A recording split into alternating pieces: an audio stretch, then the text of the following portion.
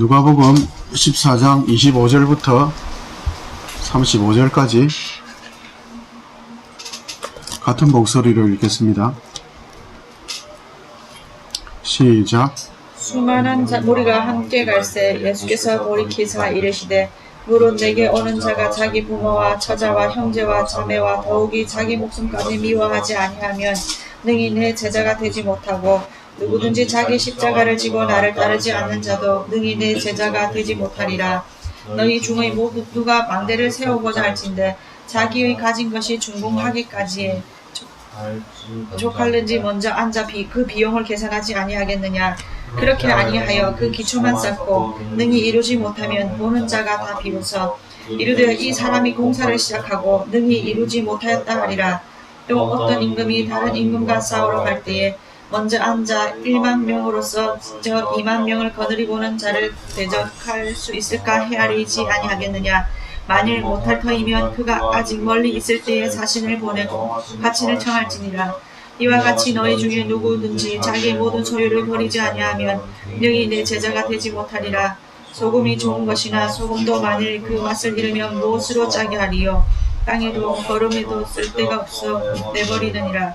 들을 귀가 있는 자는 들을지니라 하시니라. 아멘. 아멘. 우리가 지난주부터 하나님의 계획하심과 뜻하심에 따라서 예수 그리스도의 대속의 은혜로 믿음으로 구원을 받아 세워진 교회 안에서 이제 성도들이 하나님의 나라의 헌법을 따라, 헌법인 사랑을 따라 살아가는데, 어떻게 살아가느냐, 어떤 대가를, 어떤 생활비를 지불하며 살아가느냐 하는 내용을 우리가 계속 이어서 다루고 있습니다. 오늘 본문에서 일단은 나오는 것들을 간단하게 살펴보면, 오늘 본문에서 이야기하는 내용이 예수님께서 수많은 사람들이 자신을 따라오는 것을 보시면서 그 따라오는 것이 각자 다른 이런저런 이유들, 각자 어떤 많은 이유들이건 간에 그들의 모습이나 그들의 태도나 그들의 열심이나 자격이나 조건 이런 거와 전혀 상관없이 26절 27절에 뭐라고 이야기하죠? 누구든지 나를 따라오려면, 내 제자가 되려면, 천국에 들어가려면, 구원 받으려면, 하나님 나라, 하나님 백성이 되려면, 하나님 자녀가 되려면, 이런 표현이에요. 그렇게 하려면 어떻게 해야 된다고요? 26절에 뭐라 되어 있죠? 누구를 미워해야 된다고요? 자기 부모, 형제, 자매, 자기 목숨까지 다 미워해야 된다, 이런 표현이 있죠.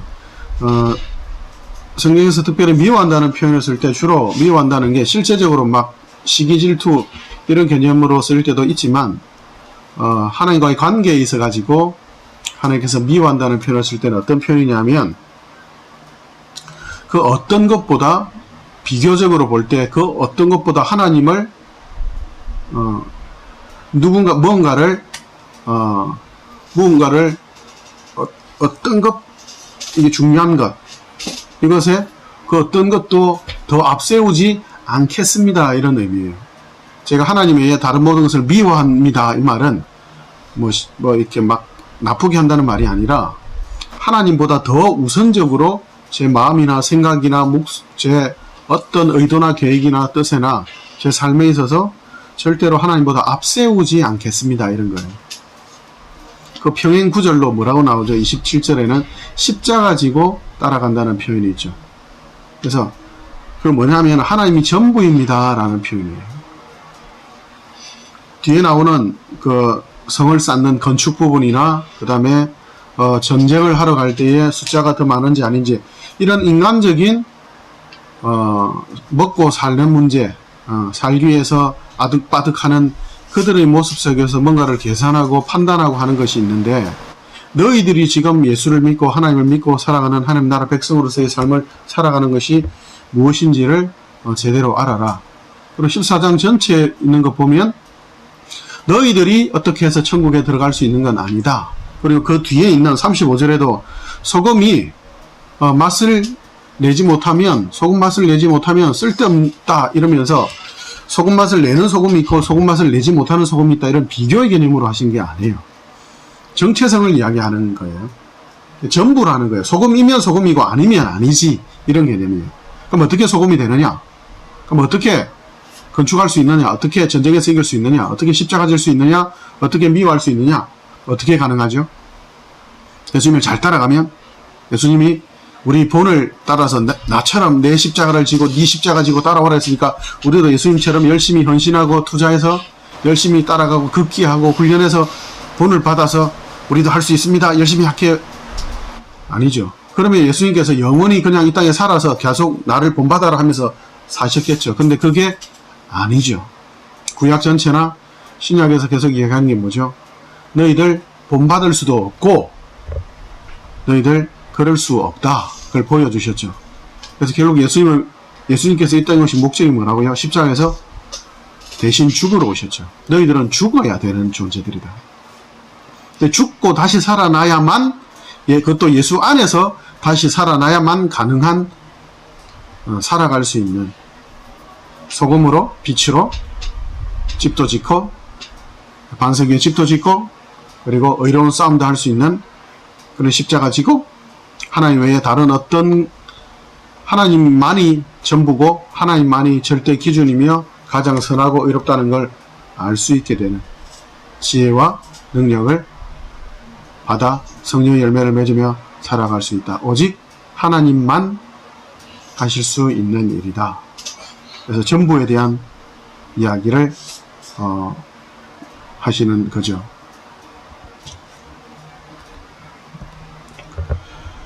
하나님들의 백성으로서 어떻게 살아가느냐, 여기 있는 것처럼 비용을 계산하고 어떻게 살아가고, 이런 생활적인 부분, 그리고 삶의 전체에서의 어떤 성도로서의 싸우며 추구하며 살아가야 하는 것, 그것은 앞에서도 이야기한 것처럼 구원의 조건이나 구원의 자격을 이야기하는 게 전혀 아닙니다.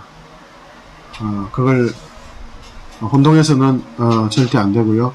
물론 당연히 속아서도 안 되고요. 우리가 아까 하이델베르크에서 다룬 것처럼 성도의 선행의 목적은 포도나무가 포도를 맺는 것이 당연한 것처럼 하나님의 자녀, 거룩한 백성이 그렇게 사는 건 당연하기 때문인 거지, 실패했느냐 성공했느냐가 아니죠. 오늘 거룩하게 못 살았으면 내일 또 그렇게 사는 거예요. 그럼 오늘 거룩하게 살았어요? 내일 안 살아도 됩니까? 아니죠. 평생 숨쉬고 먹고 자고 우리가 생활비가 필요한 것처럼 성도는 평생 거룩하고 의롭게, 의와 진리와 생명을 따라 살아가는 삶을 당연히 살아가는 겁니다.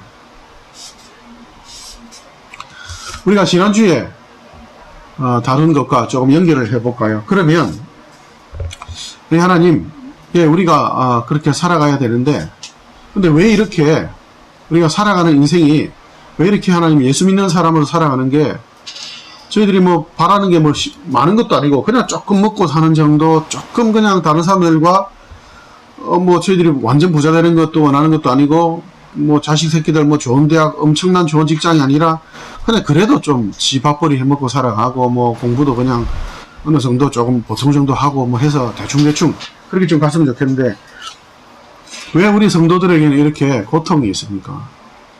믿지 않는 사람들에 비해서 비교해 볼 때에 믿는 사람들은 왜 이렇게 하나님, 전 우주의 주인 되신 하나님의 자녀임에도 불구하고 우리의 왜 이렇게 고통이 많습니까? 우리의 고난이 이렇게 끊이지 않습니까? 그리고 성경에는 이야기하기를 고난을 겪지 않는 자는 하나님 나라의 백성이 아니다라고까지 말할 정도로 왜 고난이나 고통이 우리에게 필수적이라고 이야기합니까? 아니, 하나님께서 예수님을 통해서 천국에 들어가기 위한, 구원을 얻기 위한 조건으로서의 모든 의와 죄의 문제를 해결하는 것으로 예수의 대속의 그 역사로 선불로 완불하셨다고 했는데 왜 우리는 이렇게 고통스럽습니까? 그걸 우리만 느끼는 건 아니죠. 우리도 뭐 울기도 하고 고통스럽기도 하면서도 죄 가운데서 때로 절망해서 에이 그냥 될 대로 되라 할 때도 있고, 그러나 또 하나님의 은혜로 하나님 우리를 계속 감싸 안으시고 또 계속해서 함께 하시니까 의와 진리를 향해서 날마다 또 나아가게 하시죠. 이러한 고통과 이러한 어떻게 보면 두려움, 어떻게 보면 어떤 회의적인 이게 예수 믿는 사람 맞나 등등 이래도 되나 등등 어떻게 해야 되지? 열심히 할 때는 또 교만하면 또 교만하네 좌절하고 또 실패하면 또 우울증으로 좌절하고 잘해도 교만 쪽으로 가기 쉽고 못하면 또 우울 쪽으로 가기 쉬운 이런 형편 속에 많은 믿음의 선배들이 역시 우리와 똑같은 그런 고통 속에서 살아왔죠. 그러나 하나님께서 성경을 통해서 많은 믿음의 선배들과 그들의 삶을 통해서 우리에게 하시는 말씀을 통해서 우리가 또 좀 위로도 받고 하나님께서 성도의 삶의 고통 속에 두신 그 계획과 뜻을 우리가 좀 알고 위로와 격려를 받았으면 좋겠습니다. 고린도 후서로 한번 가봅시다. 고린도 후서 4장 16절.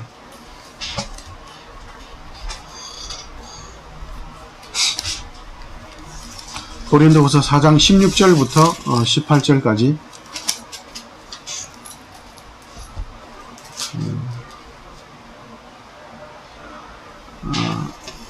다 찾으셨습니까?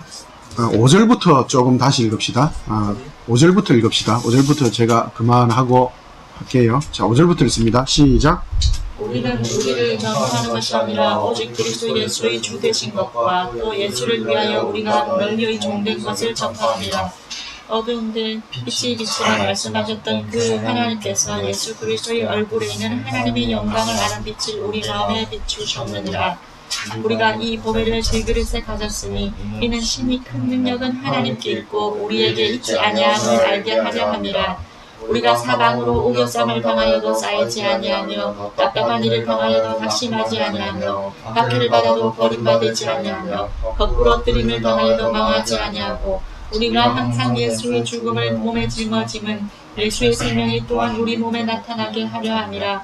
우리 살아있는 자가 항상 예수를 위하여 죽음에 넘겨짐은 예수의 생명이 또한 우리 죽을 육체에 나타나게 하려 함이라. 16절로 가볼까요? 16절부터 읽습니다. 시작. 그러므로 우리는 낙심하지 아니하였느니 우리의 겉사람은 낡아지나 우리의 속사람은 날로 새로워지리로다. 우리가 잠시 받는 환난을 경한 것이 지극히 크고 영원한 영광에 중한 것을 우리에게 이루게 하느니 우리가 주목하는 것은 보이는 것이 아니요 보이지 않는 것이니 보이는 것은 잠깐이요 보이지 않는 것은 영원함이라. 아멘. 우리가 성경을 통해서 알죠. 바울의 삶을 알죠. 바울이 40에 하나 가면은 죽을 직전까지 간, 그리고 심지어 너무 많은 사람들이 돌로 때리고 죽여서 죽었다라고 생각하고 한참 동안 지켜봐도 숨도 안 쉬고 해서 죽었구나 하고 돌 던지던 사람들이 이제 갔어요. 그런데 조금 있으니까 하나님께서 살리셔서 다시 또 그 목숨이 붙어 있게 되는 그런 일도 경험하고 수많은 일들을 겪죠. 근데 오늘 바울이 뭐라고 이야기하죠?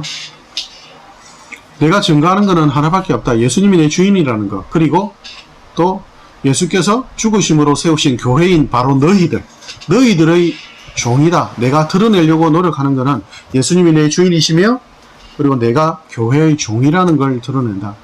아무리 나를 우겨싸고 나를 핍박하고 괴롭히고 나를 어떻게 유혹하고 나를 멸시하고 조롱한다 하더라도 그래도 괜찮다.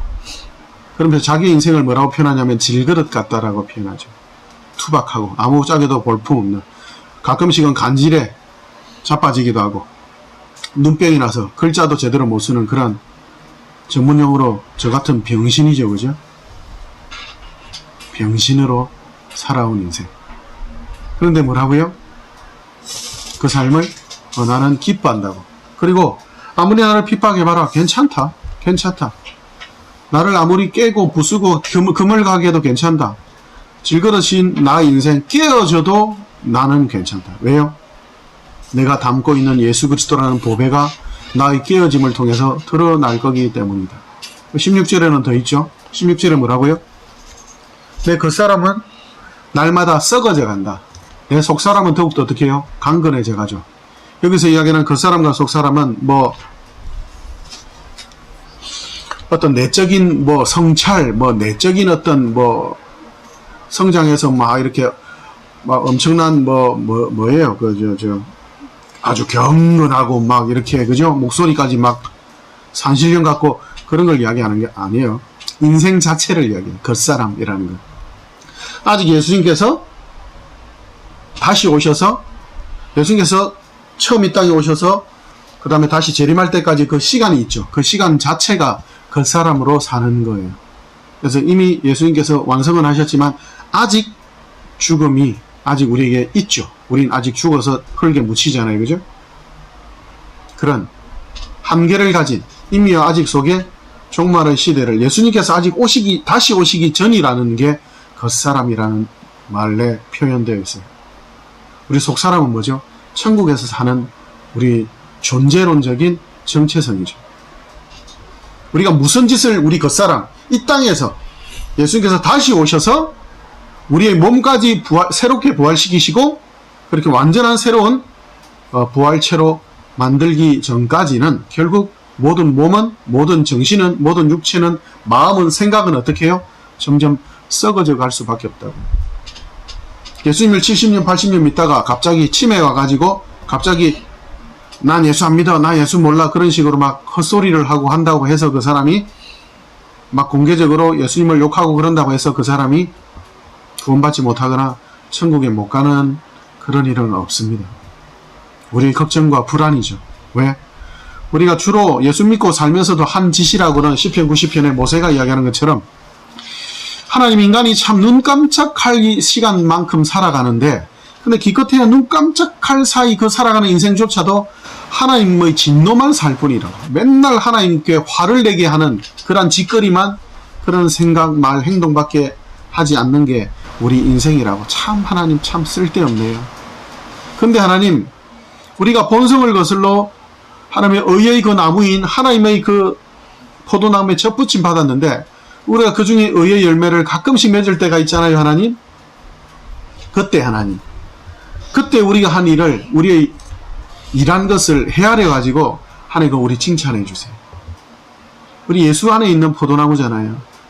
그래서 우리가 가끔 포도 껍데기라도 알맹이까지라도 그래도 포도 알맹이도 맺고 근데 때로는 하나님 가짜 포도처럼 알맹이도 없게 껍데기만 맺을 때라도 하나님 그래도 아니 그것도 포도 맞죠? 그래 모세가 이야기합니다. 우리 그 사람은 날마다 썩어져 가지만 그러나 괜찮다고. 왜요? 우리가 바라는 본향이 뭐예요? 우리가 바라는 소망이 뭐죠? 영원한 거죠. 죽어 없어질 게 아니죠. 이 책상 우리 물건들 다 없어질 거잖아요. 그죠? 제 아무리 명품 1000만원 1억짜리 만들어봐야 결국 썩어 없어지죠. 근데 우리의 영원한 보배 우리의 소망은 어디에 있죠? 영원한 하늘에 있죠. 그걸 바라보는 거죠. 빌립보서로 한번 가볼까요? 고린도후서 그 뒤에 빌립보서 1장으로 가봅시다. 빌립보서 1장.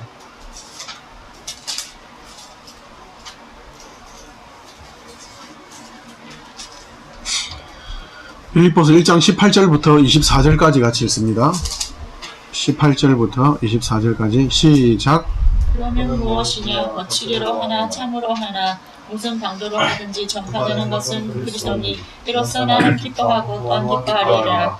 이것이 너희의 간구와 예수 그리스도의 성령의 도우심으로 나를 구원에 이르게 할 줄 아는 고로 나의 간절한 기대와 소망을 따라 아무 일에든지 부끄러워하지 아니하고 지금도 전과 같이 온전히 담대하여 살든지 죽든지 내 몸에서 그리스도가 존귀되게 하느니 이는 내게 사는 것이 그리스도니 그러나 만일 육신으로 사는 이것이 내 일의 열매일진데 무엇을 택하여야 하는지 나는 알지 못하노라. 내가 그 둘 사이에 끼었으니 차라리 세상을 떠나서 그리스도와 함께 있는 것이 훨씬 더 좋은 일이라 그렇게 하고 싶으나 내가 육신으로 있는 것이 너희를 위하여 더 유익하리라. 아멘. 이 땅에 살아가는 삶, 내 꼬라지, 내 어떤 자격, 조건, 내 어떤 명예, 재물, 아니면 내 육체, 그 모든 게 썩어도 좋다. 그리고 또 지금 있는 본문에서는 뭐라고요? 사실은 죽어서 예수님께 빨리 갔으면 좋겠다. 근데 나는 사실 죽으나 사나 상관없어. 상관없다. 그래서 너희들한테는 내가 살아있는 게 더 유익되기 때문에 나는 열심히 잘 버티며 살아갈 거다. 감사하며 죽어도 좋은데 또 살아있는 것도 너희들을 위해서 하나님께서 선하게 사용하시니까 나는 열심히 살아갈 거다. 그렇게 이야기하죠. 사나 죽으나 다 오케이다. 빌립보서는 사도 바울이 감옥에 있으면서 쓴 편지입니다. 어떤 형편에 좀 있었냐면 예수 믿지 않는 사람들이 핍박하는 것은 유혹하고 막 못살게 굴고 하나님 나라의 백성으로서의 복음을 전하고 살아가는 것을 방해하는 건 어떻게 보면 뭐 당연하다겠죠. 하나님을 적대하는 세상이니까요. 근데 빌립보서 1장에 있는 내용 우리가 앞에 읽지 않았는데 18절에 조금 나오는데 어떤 사람은 착한 뜻으로 전도하고 바울이 복음을 전하다가 감옥에 갔네. 야 그러면 우리가 바울이 감옥에서 있으니까 우리가 대신해서 전도해서 더 열심히 해서 바울을 기쁘게 해주자. 바울이 낙담하지 않고 야 성도들이 내 가르침을 받은 성도들이 그리스도의 복음을 전하네. 기뻐하는 마음으로 하고 어떤 사람은 평소에 바울 마음에 안 들었는데 네 없어도 돼. 네 없어도 우리가 전도 잘해서 예수님을 더 잘 전도할 수 있어. 이러면서 어떤 사람들은 바울을 시기하는 마음으로 전도하는 거예요. 근데 19절에 이후에 있는 것처럼 뭐라고 이야기하죠?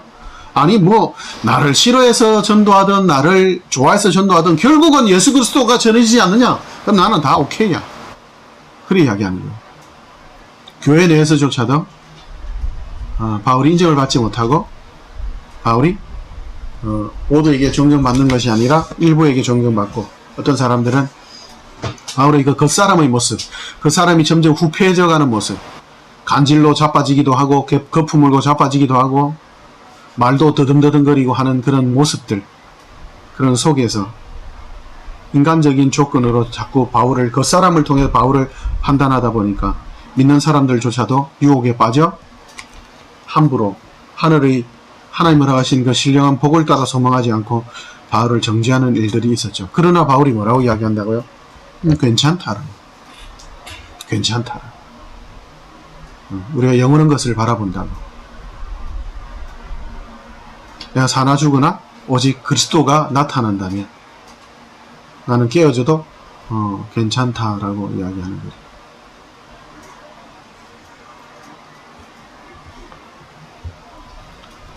한 군데만 우리가 더 찾아볼까요? 빌립보서 찾은 김에 그 뒤로 넘겨서 4장 10절.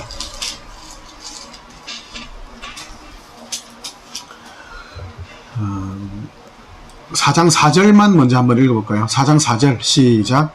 주 안에서 기뻐하라. 내가 다시 말하노니 기뻐하라. 네, 주 안에서 기뻐하라. 내가 다시 말하는 기뻐하라. 기뻐해라. 얘들아 기뻐해라. 감옥에서 지금 이런 이야기를 해요.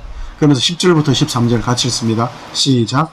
내가 주 안에서 크게 기뻐하면 너희가 나를 생각하는 것이 이제 다시 싸늘함이니 너희가 또한 이를 위하여 생각은 하였으나 기회가 없었느니라. 내가 공급함으로 말하는 것이 아니니라.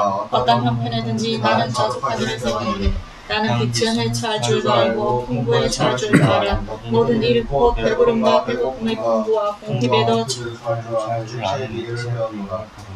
내게 능력 주시는 자 안에서 내가 모든 일을 할 수 있느니라. 바울이 감옥에서 기뻐하라 그러죠. 내게 능력 주시는 자한테 모든 것을 할 수 있다. 바울이 살아가는 것의 이 목적은 어떻게 인정받고 그리고 감옥에서 나가게 되고 또는 유명해지고 그게 아니에요. 감옥에 있어 상관없다고요. 풀려도 상관없고 자유자가 되어도 상관없고 그 다음 감옥에 있어도 상관없고 죽어도 상관없고 살아도 상관없고 질그릇이 예쁘게 해가지고 깨끗하게 닦아가지고 질그릇 중에도 반짝반짝하는 거 있잖아요. 그래도 되고 금가도 되고 끼워져도 되고 한 귀퉁이가 끼워져도 되고 상관없다. 내게 능력 주시는 자 안에서 모든 것을 할 수 있다. 이 말은 뭐예요? 세상적인 그런 감옥에서 짠하고 나가고 그죠? 빌립보 감옥에서 기적이 일어나서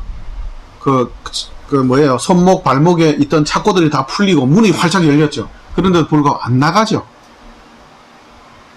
상관없다는 거예요. 내게 능력 주시는 자 안에서 모든 일을 할 수 있다는 건 뭐죠? 살아있는 동안 나는 하나님이 전부이신 것을 믿고 나는 그걸 누리며 살아갈 수 있다는 거예요. 가난하든 부자든 학식이 많든 아니면 초등학교 졸업이든 상관없다는 거예요. 하나님이 나와 함께 한다는 그것이 나의 전부라는 거예요. 내가 형제들아 말하면 기뻐해라. 내가 다시 말하면 기뻐해라. 하나님이 너희와 함께 하고 있지 않냐?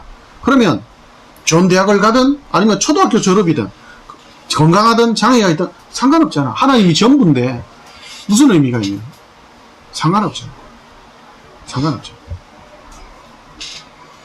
그러면 그런데 하나님 아까 우리가 이야기했던 것처럼 예수님께서 우리의 구원을 위해서 모두 선불로 완불하셨다면 조금 하나님 우리가 바라는 게 뭐 큰 거 아니고 조금 그래도 먹고 살 만큼 조금 우리가 직장이라든지 학교라든지 뭐 어떤 우리가 추구하고자 하는 그런 일들 조금 하나님 뭐 엄청나게 대박 안 나도 그래도 뭐 소박 아니라도 조그만 종지 그릇이라도 좀 잘 됐으면 좋겠는데 근데 왜 이렇게 고통스럽습니까? 세상이 고통을 유혹하는 것은 이해하겠는데 아니 하나님 그것도 이해 못하겠어요. 아니 세상에 하나님을 보여주시려면 하나님이 보배롭고 존귀한 어떤 정말 신중의 신이고 그걸 보여주려면 좀 뭔가 좀 짠하고 보여주시면 안 됩니까? 구약시대 때는 엄청 많았는데 그리고 바울 같은 경우는 교회에서도 왜 이 모양입니까? 이놈 새끼들 내가 죽을 똥 살 똥 하면서 키워놨는데 왜 교회에서도 이 모양입니까? 등등. 왜 그럴까요? 왜 바울이 모든 성도가 세상을 살아가면서 이 땅에 살아가면서 고통을 겪어야 되고 고난 속에 살 수밖에 없는가? 그리고 고난이 없다면 성도가 아니라고 말씀하실 만큼 성도에게 고난과 고통은 필수적일 수밖에 없는가? 그건 바울이 오늘 성경을 통해서 고백하고 하나님께서 바울을 통해 말씀하시는 성도의 정체성과 관련이 있죠. 성도들만이 뭐가 있죠? 고통을 성도들만이 사나 죽으나 이런 걸 결정할 수가 있습니다. 성도들만이 뭘 가지고 있죠? 하나님께 생명을 받았죠. 자유를 받았죠. 자유와 생명과 선택을 받은 자들에게는 뭐가 주어지죠? 항상 책임이 주어져요. 책임이. 자유가 있고 선택권이 주어진 자에게만 책임이 주어지죠. 자유나 선택권이 없는데 어떤 뭔가를 짐을 지어진다. 그거는 책임이에요. 뭐예요? 그는 노예인 거죠. 노예인 상태죠. 하나님 우리에게 예수 안에 자유를 주셨죠. 선택을 할 수 있는 의와 예전에는 죄밖에 못 지었죠. 죄의 노예였죠. 근데 예수 믿는 하나님의 자녀가 된 이후에는 뭐예요? 물론 재림하게 되면 100% 의만 선만 행해요. 근데 지금은 우리가 종말 시대를 살고 있죠. 예수께서 다시 오시기 전까지는 선과 악을 선택적으로 우리가 할 수 있는 겉사람을 지니고 있단 말이에요. 그렇기 때문에 우리에게는 뭐가 있다고요? 책임이 있는 거예요. 책임에는 뭐가 다르죠? 선택이 결국 뭐가? 책임에는 항상 고통이 따를 수밖에 없죠. 책임에 왜 고통이 다릅니까? 예수님께서 재림하시면 그 고통은 없어지죠. 완전한 천국이 완성되면. 그러나 왜 책임이 주어졌는데 하나님 왜 꼭 굳이 고통이 따라야 합니까? 왜 그러냐면 말한 것처럼 우리 아직 임의와 아직이라는 그런 존재론적인 종말론적인 지금 교회 시대를 살고 있기 때문에 세상은 우리를 인정합니까? 아니죠. 세상은 그 사람만 보고 판단하죠. 가끔씩은 교회에서도 속아서 그렇게 하는 분들이 있죠. 그러니까 이 땅에서 살아가야 하는 삶은 뭐죠? 하나님이 정하신 삶이죠. 그 사람은 날마다 후피에 썩어져 가고 속사람이 날마다 하나님을 바라보고 하나님 도와주세요. 힘듭니다. 하나님 어떻게 살아야 합니까? 불안합니다. 두렵습니다. 이게 예수 믿는 사람 삶 맞습니까? 그렇게 하면서 속사람이 자라가죠. 자라가죠. 왜요? 이 땅은 아직은 죽음이 존재하고 아직은 사탄이 지랄 발광하는 그리고 아직은 사탄이 이미 센 것처럼 세상 사람들은 이렇게 알고 있고 또 무엇보다 세상과 사탄은 하나님을 싫어하고 적대하죠. 그렇기 때문에 우리의 책임은 뭐죠? 의와 진리와 생명을 따라가는 그리스도인의 삶이죠. 당연히 이걸 싫어하죠. 그럼에도 불구하고 우리는 그렇게 살아야 되죠. 그러니까 고통을 겪을 수밖에 없죠. 세상에 끊임없이 의와 진리와 생명을 보여야 되고 하나님께 순종하는 삶을 살아야 하죠. 때로는 나도 싫죠. 나도 내 꼬라지 보고 내가 무슨 예수 믿는 사람 같냐라고 등등 나도 내를 정죄하고 할 때도 그러나 예수 그리스도 안에 있는 자에게는 결코 정죄함이 없나니 이는 생명의 성령의 법이 너를 해방했다. 너 괜찮아. 네 꼬라지 보지 말고 예수 안에 있는 너를 봐. 그리스도 안에 있는 자는 새로운 피조물이야. 넌 그리스도 안에서 예수와 함께 죽었단 말이야. 예수 안에서 새로운 피조물이 되었어. 너 이제 성도야. 거룩한 자야. 택한 족속이요. 거룩한 나라요. 왕같은 제사장들이야. 너 하나님의 거야. 아무리 실패하고 아무리 절망해도 그래도 너는 의인이란다. 라는 이 믿음으로만 가능한 이 지식과 지혜와 능력을 따라 살아가는 삶, 고통스럽죠. 힘들고 싫고 때론 짜증나고 도망가고 싶죠. 그러나 이게 우리의 책임인 겁니다. 왜요? 성도로서 하나님께서 우리에게 주신 그 영광의 책임에는 영광이기 때문에 그 고통을 겪어야 되는 거죠. 네. 그 책임에 고통이 따를 수밖에 없죠. 세상을 부인하니까, 세상을 싫어하니까. 그럼에도 우리는 끊임없이 죽어가는 영혼들에게 구원을 전해야 되고 복음을 전해야 되기 때문에 어쩔 수 없이 주께서 오실 때까지 우리에게 요구하시는 게 뭐라고요? 십자가 지고 따라와라. 복음을, 나를 부끄러워하지 않아야 한다. 다른 어떤 것도 예수 외에 다른 모든 것을 미워하는 것처럼 전부로 목숨을 걸고 싸워야 한다. 왜요? 책임을, 귀한 것일수록, 그죠? 그 책임이 막중하고 엄중할수록 전부를 하나님께 요구하시죠. 십자가 지고. 그리고 그 책임이 더 고통스럽고, 그리고 그 책임이 더 막중하고 힘들고 한 것은 그 영광이, 그 책임이 귀하고 엄중한 것도 있지만 우리가 받은 이 책임의 영광이 또 너무나 존귀하기 때문에 다 드려야 될 만큼, 그죠? 귀한 것일수록 그걸 우리 과자라도 맛있는 거 발견했을 때 더 사고 싶잖아요, 그죠? 그럼 아주 작은 것도 그런데.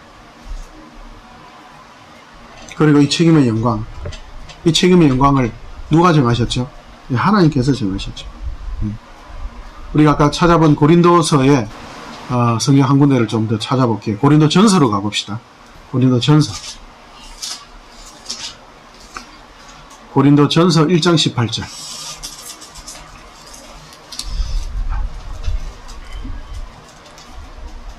고린도 전서 1장 18절부터 25절까지 같이 읽습니다. 시작. 십자가의 도가 멸망하는 자들에게는 미련한 것이요 구원을 받는 우리에게는 하나님의 능력이라. 기록된 바 내가 지혜 있는 자들의 지혜를 멸하고 총명한 자들의 총명을 폐하리 되었으니 지혜 있는 자가 어디 있느냐, 선비가 어디 있느냐, 세대가 여는 것 어디 있느냐. 하나님께서 이 세상의 지혜를 미련하게 하신 것이 아니냐. 하나님의 지혜의 있어서는 이 세상이 자기 지혜로 하나님을 알지 못하므로 하나님께서 전도에 미련한 것으로 믿는 자들을 구원하시기를 기뻐하셨도다. 유대인은 표적을 구하고 헬라인은 지혜를 찾으나 우리는 십자가에 못 박힌 예 그리스도를 전하니 유대인에게는 거리끼는 것이요 이방인에게는 미련한 것이로되 오직 부르심을 받은 자들에게는 유대인이나 헬라인이나 그리스도는 하나님의 능력이요 하나님의 지혜니라. 하나님의 어리석음이 사람보다 지혜롭고 하나님의 약하심이 사람보다 강하니라. 아멘. 성도가 이 땅에서 책임을 받았는데 좀 안에 삐까번쩍하게 예수 믿는 모든 사람들은 대통령처럼 정치인이 다 되고, 그리고 예수 믿는 모든 사람들은 무조건 부자가 되고, 예수 믿는 모든 사람들은 모든 장애가 없어지고 등등 해서 그런 이야기를 하죠. 근데 우리 생각엔 그렇죠, 그죠? 헬라인에게는 미련한 짓이고 유대인들에게는 가증한 그 십자가. 근데 하나님께서 뭐라고 이야기하시죠? 내가 선택한 나의 지혜니라. 하나님, 이게 무슨 지혜예요? 이게 무슨 능력이에요? 근데 우리가 읽은 마지막 절에 뭐라고요? 하나님의 어리석은 것이, 참 불경건한 표현인데, 하나님의 미련한 것이 세상에서 가장 지혜롭다고 하는 것보다 그보다 훨씬 더 지혜롭고, 하나님의 약한 것이, 세상이 아무리 강하다고 해도 70억 인구가 온 힘을 합쳐서 달라든다 하더라도 하나님의 약한 것이 더 강하다라는. 우리 생각에는 하나님 이렇게 되었으면 좋겠습니다. 하나님 이번에는 좀 이렇게 하면 안 됩니까? 하나님 다를 때는 막 이번 한 번만. 근데 하나님 뭐라고요? 아니다. 지금도 십자가의 도는, 십자가의 지혜 말고는 예수 그리스도 십자가 지고 살아가는 이 방법 외에는 없단다. 하나님의 지혜와 하나님의 능력, 믿음으로. 예, 하나님, 제 경험, 제 이해, 제 주변에서 말하는 생각들, 그런 평가들이 아니라 하나님이 그렇게 하신다면, 예, 하나님, 제가 이해하지는 못하고 잘 수긍은 안 되지만, 예, 하나님 믿고 나아가겠습니다.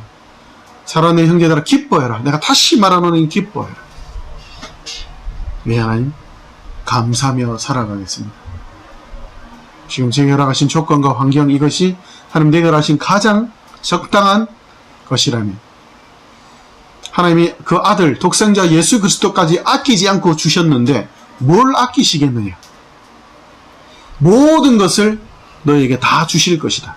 그렇다면 지금 우리에게 주신 이 모든 조건과 환경은, 예, 하나님, 가장 아름답고 가장 선하고 가장 지혜롭고 우리의 꼭 맞춤옷처럼, 1000만원짜리 유명한 디자이너가 만든 그 맞춤옷처럼, 하나님, 지금 제가 살아가는 제 형편, 제 능력, 앞도 못 보고 이런저런 형편, 피곤한 인생 가운데 살아가는 그 모든 형편들, 우리 각자의 형편이, 예, 하나님, 제게 주신 은사군요, 제게 주신 맞춤옷이고, 제게 지어주신 집이군요, 제게 주신, 제 손에 지어주신 모세처럼 쥐어주신 지팡이군요.